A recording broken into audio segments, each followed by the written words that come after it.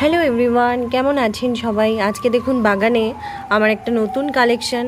এই যে দেখুন, খুব সুন্দর একটা ফুল হাইড্রাঞ্জিয়া। তো হাইড্রাঞ্জিয়ার কিন্তু আমার কালেকশানে ছিল না, এটা আজকে কালেক্ট করেছি।